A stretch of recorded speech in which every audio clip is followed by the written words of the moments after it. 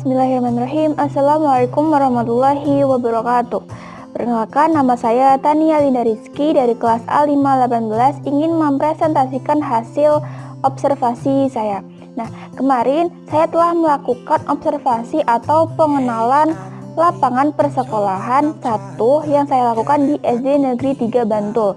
Nah, yang saya dapatkan di sana yang pertama adalah kultur sekolah. Kultur sekolah itu merupakan karakter atau pandangan hidup yang merefleksikan keyakinan, nilai, norma, dan kebiasaan yang telah disepakati oleh warga sekolah. Nah, kebiasaan apa yang ada di sekolah tersebut? Sesuai apa yang telah saya amati kemarin, itu ada beberapa kebiasaan yang telah dilakukan oleh sekolah itu tadi. Sesuai apa yang telah saya lihat kemarin di sekolah, itu bahwa sekolah itu telah memberikan suatu pembiasaan yang positif. Jadi mereka menanamkan kedisiplinan kepada semua warga sekolah. Kebiasaan untuk membaca tadarus atau membaca juz amma. Hal itu dilakukan oleh sekolah setiap hari sebelum memulai pembelajaran. Jadi semua guru kelas itu mengajak siswanya untuk membaca Quran atau membaca juz amma di setiap awal pembelajaran. Hal itu kenapa? Karena menurut dari guru pamong yang saya tanyakan, kenapa alasannya, mengapa seperti itu? Beliau menjawab bahwa kita tidak hanya memikirkan tentang ilmu di dunia, namun juga untuk bekal di akhirat. Siswa dilanjutkan untuk membaca buku, membaca pojok baca.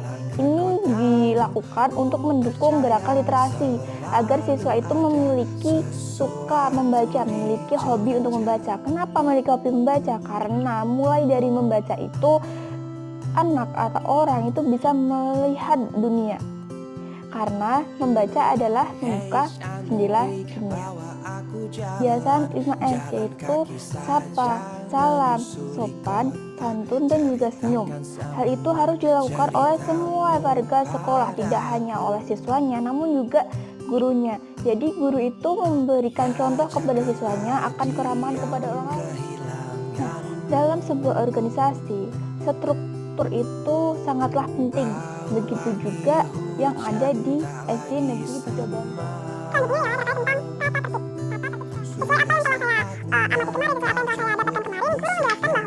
Terkait tentang penggunaan seragam sekolah. Jadi, setiap sekolah itu pasti memiliki ketentuan akan seragamnya, dan setiap sekolah juga pasti mengenakan seragam untuk atau dalam berlangsungnya pembelajaran tersebut. Sama halnya dengan SD tersebut. Setiap hari Senin sampai Selasa itu mengenakan baju merah putih. Di hari Rabunya mengenakan batik identitas. Sedangkan hari Kamis itu mengenakan pramuka. Namun setiap hari Kamis Pahing sesuai aturan daerah itu mengenakan batik atau mengenakan baju adat. Nah, begitu juga yang diterapkan di SD tersebut, bahwa mereka juga mengenakan baju adat. Namun sekolah memberikan seragam baju adat yang telah disiapkan sekolah untuk siswanya. Hal itu dilakukan untuk menyeragamkan mereka, untuk menyeragam semua siswa agar tidak bercampur baur dan beraneka ragam. Nah, kemudian untuk hari Jumat mereka mengenakan baju olahraga. Tentang upaya sekolah dalam menertibkan siswanya baik di lingkungan sekolah maupun di kelas.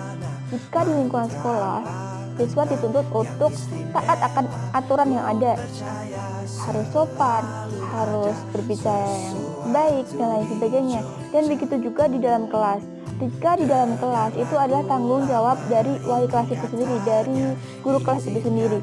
Nah, jika di kelas ramai, jika tidak kondusif dan sebagainya, guru kelas bertanggung jawab untuk menguasai kelas. Bagaimana cara menguasai kelas, bagaimana cara memperhatikan dan sebagainya. Pertama adalah melaksanakan kegiatan upacara. Jadi seperti yang telah kita ketahui bahwa semua satuan pendidik setiap hari Senin pasti melakukan upacara bendera. Nah, begitu juga di SD Negeri 3 Bantul ini. Mereka juga melakukan upacara bendera setiap hari Senin sebelum pembelajaran dimulai. Kemudian adalah kegiatan seremonial lainnya. Jadi sekolah itu mengadakan seperti rapat rutin yang diadakan antar guru-guru. Hal itu dimaksudkan untuk membicarakan semua perihal kemajuan sekolah, perihal kemajuan pendidikan, bagaimana anak dalam pembelajaran, apa yang kurang, semua terkait semua yang ada di sekolah tersebut. Yang pertama itu ada kegiatan kurikuler. Nah, kurikuler itu adalah kegiatan pokok dalam proses belajar mengajar yang terjadi di dalam sekolah. Seperti halnya setiap hari yang dilakukan itu pembelajaran di dalam kelas tentang pembelajaran, materi, dan sebagainya. Nah, kemudian yang kedua ada kokurikuler. Nah, kokurikuler ini adalah kegiatan untuk mendukung berlangsungnya kegiatan kurikuler itu tadi. Kokurikuler itu seperti wisata atau kunjungan ke museum, kunjungan ke tempat-tempat yang menambah edukasi peserta didik. Nah, begitupun yang dilakukan oleh SD Negeri 3 Bantul ini. Untuk setiap tahunnya, sekolahan ini mengadakan kegiatan tersebut. Ini diperuntukkan untuk kelas 5 dan kelas 6. Mereka biasa berkunjung ke museum atau ke tempat kerajinan dengan maksud agar menambah pengetahuan peserta. Nah, kemudian ada ekstrakurikuler. Ekstrakurikuler ini diadakan oleh sekolah untuk menjadi tempat siswa akan apa yang menjadi minat atau bakat mereka. Jadi, siswa itu diberikan kesempatan untuk memilih, diberikan hak untuk memilih sesuai minat mereka, sesuai bakat mereka. Nah, adapun ekstra yang dilaksanakan oleh sekolah ada 9 macam. Yang pertama ada bela diri, ada bahasa Inggris, ada TIK, ada pramuka, ada sepak takraw, ada BTQ, ada seni tari, kemudian ada paduan suara dan musik, dan juga ada drum band. Jadi mereka bebas memilih apa yang mau mereka ikuti sesuai minat atau bakat mereka. Nah, namun ada yang diwajibkan oleh sekolah yang harus diikuti oleh semua peserta didik. Ada 2 macam, yaitu ada pramuka dan juga bahasa Inggris. Yang pertama ada pramuka. Jadi sekolah mewajibkan peserta didik untuk mengikuti pramuka. Pramuka ini dimaksudkan agar bisa melatih kemandirian, melatih kedisiplinan anak, dan sebagainya. Pramuka ini dilaksanakan setiap hari Kamis. Nah, kemudian ekstra yang wajib diikuti oleh peserta didik adalah bahasa Inggris. Kalau yang tadi pramuka itu diperuntukkan siswa kelas 1 sampai kelas 5, sedangkan bahasa Inggris ini diperuntukkan untuk kelas 2 SD sampai dengan kelas 6 SD. Kenapa sekolah mewajibkan untuk mengikuti bahasa Inggris ini? Karena menurut mereka bahasa Inggris itu adalah bahasa yang penting juga. Jadi tidak hanya bahasa daerah, bahasa Indonesia, namun juga harus bahasa Inggris, karena bahasa Inggris ini adalah bahasa universal. Jadi sekolah berusaha menanamkan bahasa-bahasa dasar untuk peserta didiknya.